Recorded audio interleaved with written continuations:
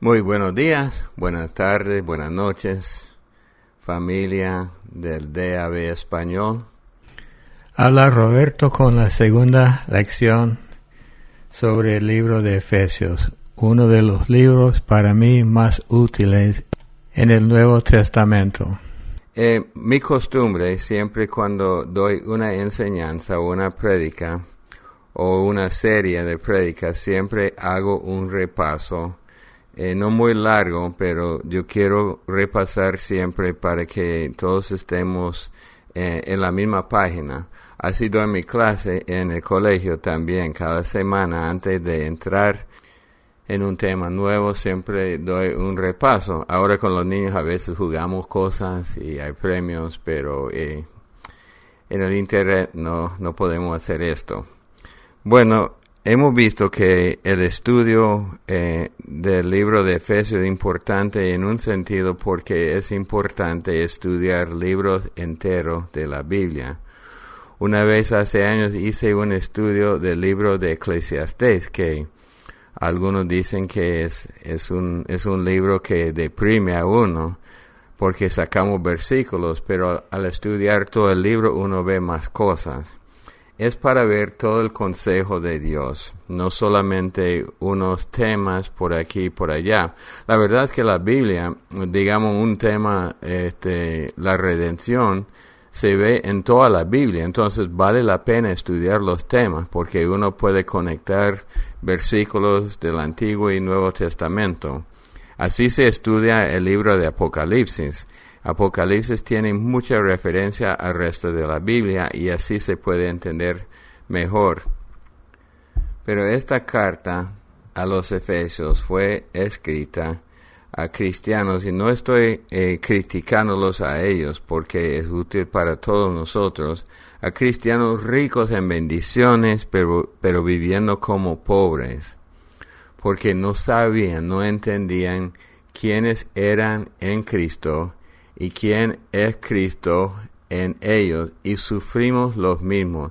Tenemos muchas riquezas. Vemos en la Biblia gente que hace grandes cosas por fe en el nombre de Dios.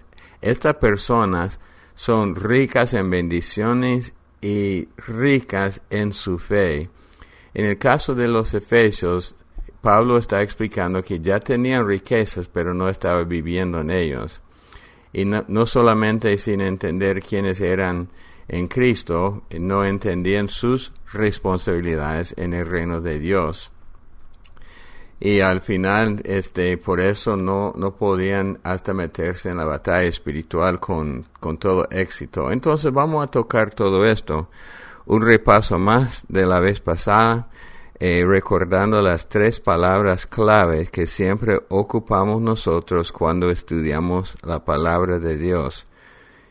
Información, que es la Biblia; revelación, cuando la información llega a nuestros corazones, o sea, cuando los ojos espirituales de nuestros corazones se abren; y transformación, cuando totalmente cambia nuestra vida, nuestro estilo de vivir. Esas 3 palabras siempre vamos a hacer referencia a esas palabras. Vimos también que el libro de Efesios se divide en 2 partes generales. Los primeros 3 capítulos habla más que todo, no solamente, pero más que todo, de la posición de los creyentes en Cristo y la posición de Cristo en los creyentes. Y los últimos 3 capítulos estudiamos de cómo persona en Cristo, cómo podemos vivir y cumplir las responsabilidades que tenemos como cristianos. Cómo vivir.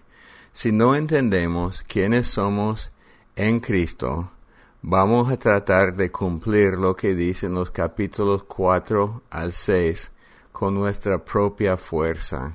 Y la verdad es que no se puede. Bueno, la vez pasada comenzamos en el capítulo 1 y leímos capítulo 1, versículo 1 al 6. Y vimos que esta carta fue dirigida a los santos y la palabra santo significa los separados para Dios. Y expliqué que no es santitos, sino personas separadas porque estamos en Cristo y por la gracia de Dios. Estudiamos también que Él nos bendijo con toda bendición en Él. Y la palabra no dice, Dios nos va a bendecir, Dios nos bendice, dice, nos bendijo con toda bendición en Él.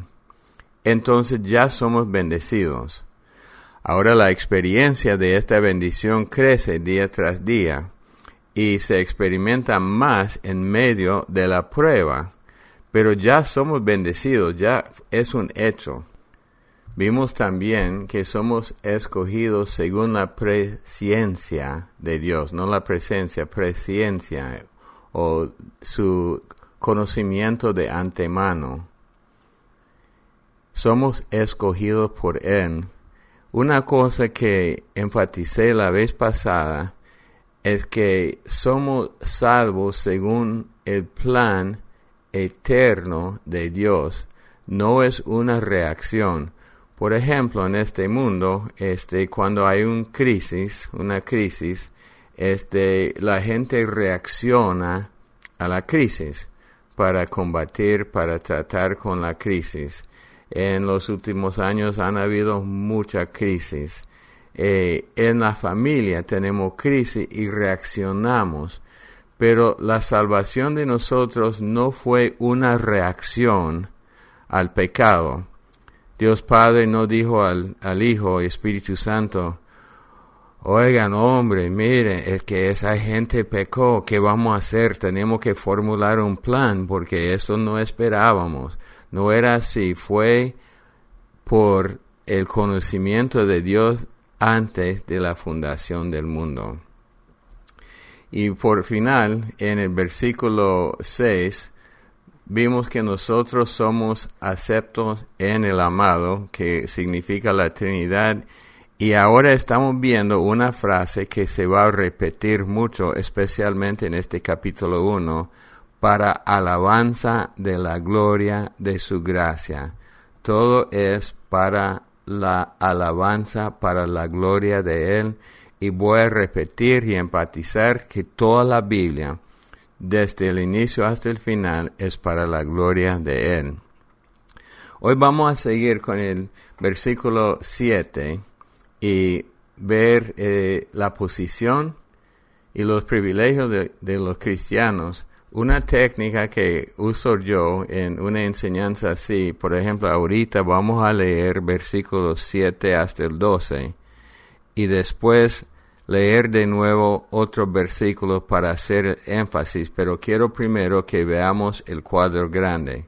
Entonces, leyendo Efesios 1, del 7 al 12.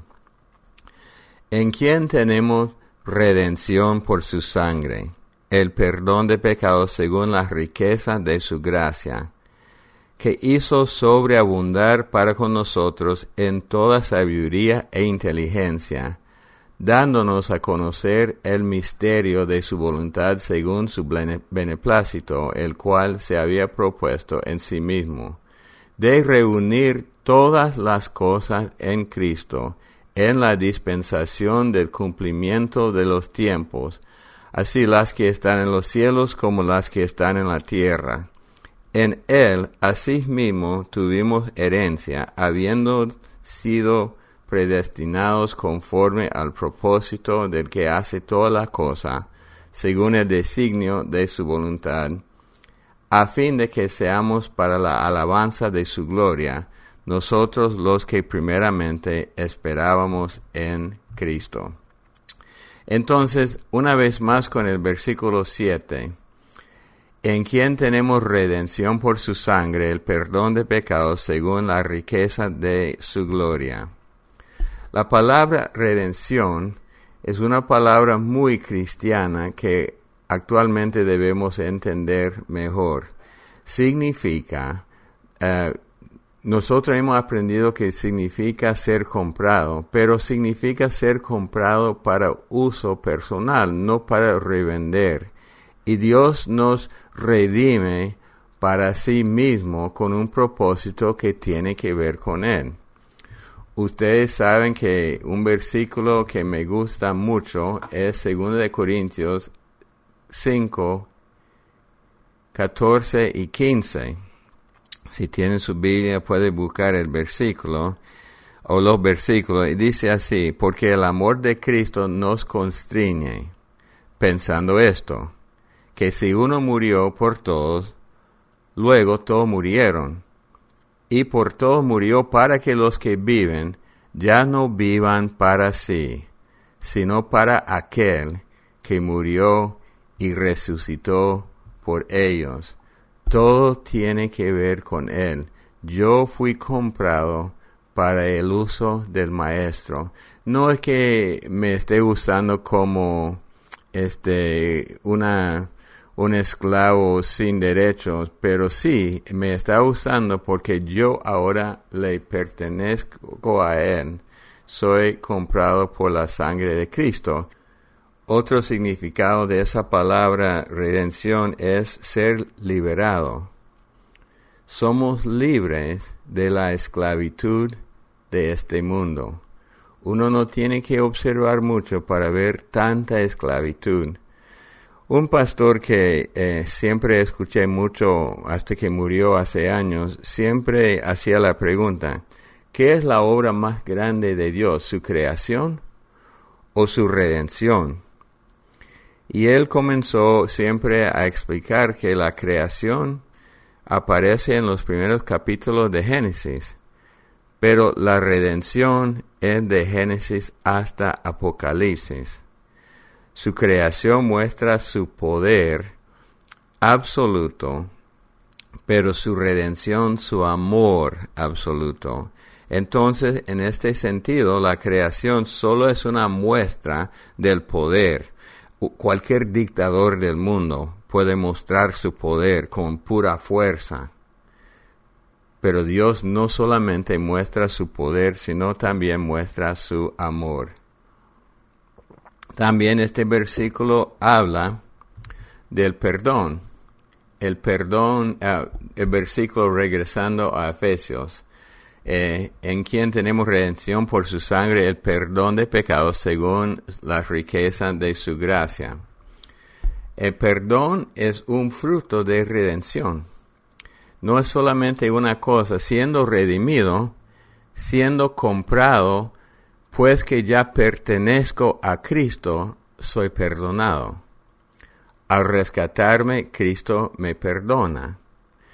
Y no me perdona para dejarme igual que antes, porque ahora no me pertenezco a mí mismo, sino a Él, como leímos en 2 Corintios 5:15. Es por eso me preocupan las personas que levantan la mano y dicen, ya quiero aceptar a Cristo, pero no hay cambio, porque ellos están buscando cómo ser libres del castigo, pero sin entender que ahora pertenecen a Jesús. Entonces no me perdona para dejarme igual que antes, ni para que yo siga viviendo para mí mismo. Yo soy perdonado para vivir para Él y por Él. Y según el versículo que leímos, es el perdón de pecados según la riqueza de su gracia. Todo es por su gracia. Bueno, sigamos. Poco a poco vamos a leer de nuevo el versículo 8 a 10. Dice así: que hizo sobreabundar para con nosotros en toda sabiduría e inteligencia, dándonos a conocer el misterio de su voluntad según su beneplácito, el cual se había propuesto en sí mismo, de reunir todas las cosas en Cristo en la dispensación del cumplimiento de los tiempos, así las que están en los cielos como las que están en la tierra. Entonces, antes de comentar nada, ustedes pueden ver la voluntad de Dios en cuanto a reunir las cosas en Cristo. Entonces, viendo esto, habla del misterio de su voluntad en el versículo 8, qué misterio. Es que no es que Dios es misterioso. Esta palabra misterio significa algo antes oculto, pero ahora revelado. Y hay muchos misterios en el Nuevo Testamento que son revelados en el Nuevo Testamento que en el Antiguo Testamento eran misterios. Por ejemplo, el reino de Dios, la iglesia, la novia de Cristo. Muchas cosas ya son reveladas. Aún Daniel, cuando él profetizó de los últimos tiempos, él no tenía entendimiento. Aunque él profetizaba la palabra de Dios, eran misterios para él. Entonces, hablando de este misterio, porque dice, dándonos a conocer el misterio de su voluntad, ¿qué es el misterio de su voluntad? Y ya está, reunir todas las cosas en Cristo en el cumplimiento del tiempo. Habla en la dispensación del cumplimiento de los tiempos. En el cumplimiento del tiempo, todo se reúne en Cristo. Todas las cosas en el cielo, en la tierra, todo es de Dios. Por eso, para mí, no separo las cosas de Dios de lo secular. Yo sé que en el Antiguo Testamento hubo una división, especialmente en el templo, pero esto fue para explicarles la santidad de Dios. Pero vemos que todo pertenece a Dios. Entonces, Él va a reunir toda la cosa en Cristo. Ahorita, en este momento, yo puedo ver que todo es de Dios. Toda la tierra y la plenitud de ella es de Dios. Entonces, yo no digo, bueno, ir al culto es cosa santa. Y trabajar, no. Todo es de Dios. En la vida del cristiano, todo es de Dios. Entonces, sigamos un poco más. Y si tienen preguntas, puede ser que se hagan preguntas entre ustedes o vamos a ver si podemos hacer un grupo o algo para contestar preguntas. Yo no tengo todas las respuestas. Yo no soy experto, pero sí he estudiado y amo la palabra de Dios. Regresando al versículo 11 y 12. En él, asimismo, tuvimos herencia, habiendo sido predestinados conforme al propósito del que hace todas las cosas según el designio de su voluntad. Ven ustedes que no es reacción, es un plan, a fin de que seamos para alabanza de su gloria, nosotros los que primeramente esperamos en Cristo. Otra vez la palabra para alabanza de su gloria. El fin de esta redención, la alabanza de su gloria. El propósito principal de mi redención, la alabanza de su gloria. El fruto de mi redención, gozo, paz, paciencia, etcétera, para la alabanza de su gloria. Hermanos, hay una gran liberación interna cuando reconozco que todo es por Él y para Él. Hay una gran liberación interna cuando dejo de tratar de hacer el Evangelio una herramienta para mi propio bien. Cuando dejo de creer en un evangelio egocéntrico, hay mucha libertad. Es cuando uno comienza a dar y comienza a soltar de sus posesiones. Hay una gran liberación. Versículo 13 y 14, en él también vosotros, habiendo oído la palabra de verdad, el evangelio de vuestra salvación, y habiendo creído en él, fuisteis sellados con el Espíritu Santo de la promesa, que es las arras de nuestra herencia hasta la redención de la posesión adquirida para alabanza de su gloria. Arras, siendo una palabra un poco más antigua, ya se reconoce en muchas culturas como parte de un casamiento. Pero dice que somos sellados por el Espíritu Santo. En Apocalipsis vemos personas selladas por el Espíritu Santo. También vemos personas selladas por el anticristo con la marca de la bestia. Pero cuando llego a Cristo, yo soy sellado por el Espíritu Santo. El versículo 13-14 para mí es el Evangelio en muy pocas palabras.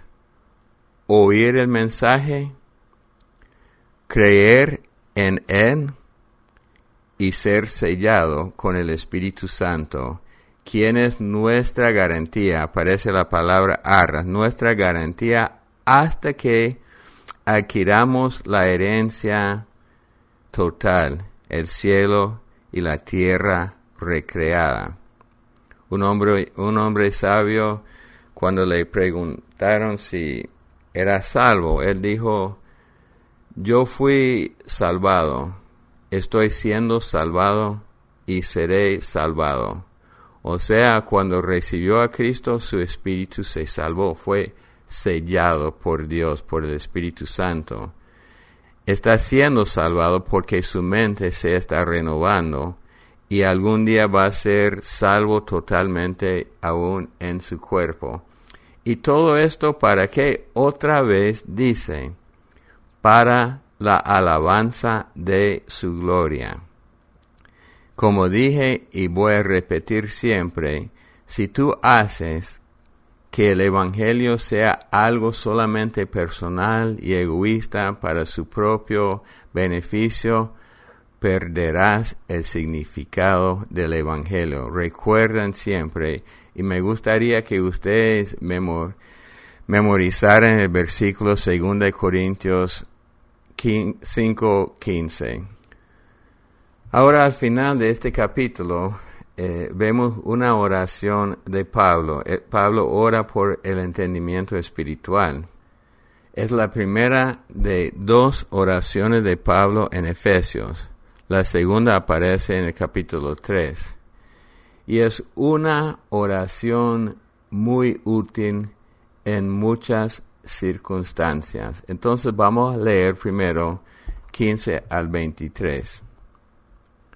Por esta causa, también yo, habiendo oído de vuestra fe en el Señor Jesús y de vuestro amor para con todos los santos, no ceso de dar gracia por vosotros, haciendo memoria de vosotros en mis oraciones, para que el Dios de nuestro Señor Jesucristo, el Padre de gloria, os dé espíritu de sabiduría y de revelación en el conocimiento de Él, alumbrando los ojos de vuestro entendimiento, para que sepáis cuál es la esperanza a que Él os ha llamado, y cuál es la riqueza de la gloria de su herencia en los santos, y cuál la supereminente grandeza de su poder para con nosotros, los que creemos, según la operación del poder de su fuerza, la cual operó en Cristo, resucitándole de los muertos, y sentándole a su diestra en los lugares celestiales, sobre todo principado y autoridad y poder y señorío, y sobre todo nombre que se nombra, no solo en este siglo, sino también en el venidero. Y sometió todas las cosas bajo sus pies, y lo dio por cabeza sobre todas las cosas a la iglesia, la cual es su cuerpo, la plenitud de aquel que todo lo llena en todo. Los primeros versículos, dice Pablo, nunca cesa de dar gracias por ellos. Un secreto de la oración es comenzar con acciones de gracias. Cuando doy gracias, cuando reconozco a Dios primero y doy gracias por todo, estoy impidiendo lo que ya se llama la oración manipuladora. En vez de decir, Dios, tú sabes esta cosa, tiene que hacer esta cosa. Esta se llama oración manipuladora. Y cuando yo doy gracias en todo, yo evito esto y evito un montón de problemas. Últimamente yo tuve una situación en la vida que se trata de unas cosas aquí en Nicaragua. y tuve que perder una cita por una falta de no sé qué. Pero estaba orando, Señor, que se arregle esto para que haga esto en tal fecha. Y comencé a pensar, bueno, creo que estoy manipulando a Dios. Ahora quiero orar con fe.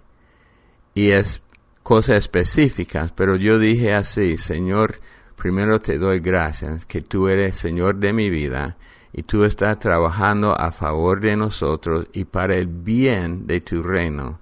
Te pido, Señor, que tú arregles esas cosas para que salgamos de esta situación y para que tú seas glorificado. Y unos días después me di cuenta en el plan de Dios por qué fue una bendición perder esta cita en esa fecha. Dios es muy grande. Entonces, siempre dando gracias. Si tú no puedes dar gracias por el objeto de tu oración, no será oración eficaz. Y Pablo ora por ellos.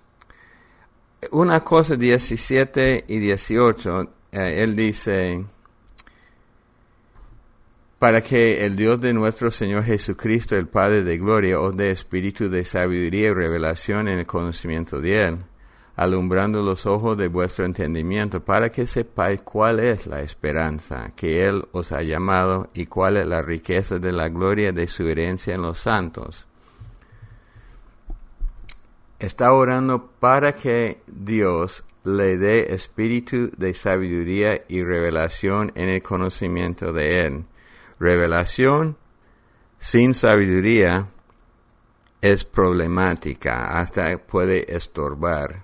Y pide que alumbre los ojos de su entendimiento espiritual. Esto va mucho más allá de lo que se llama sentido común, de lo que es mi sabiduría natural, es algo espiritual. Entonces él sigue diciendo, y vemos las tres peticiones de Pablo en el versículo 18 y 19, que entendamos nosotros la esperanza de nuestro llamamiento.